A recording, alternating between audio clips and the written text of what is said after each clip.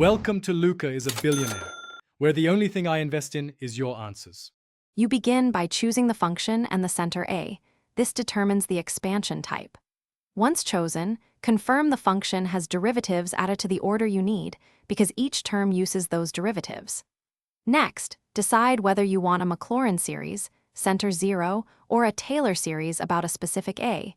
This choice affects the formula and convergence radius. You will now compute derivatives, keep them organized, and simplify each before plugging into the series formula. Now compute derivatives and form each term. Take the nth derivative at a, divide by n, and multiply by x minus a n. You should write out several terms to reveal patterns. Once you see a repeating coefficient or alternating sign, express the general nth term to compress the result. Make sure to simplify coefficients, cancel common factors, and factor powers of x or constants early. If possible, rewrite in closed form for easier radius and remainder analysis. Finish by determining the series radius of convergence using the ratio or root test.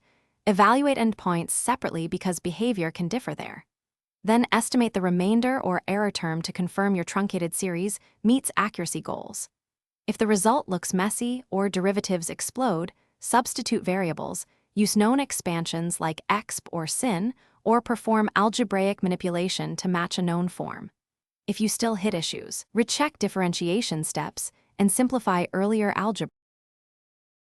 Thanks for watching and please subscribe. It's the best investment you'll ever make.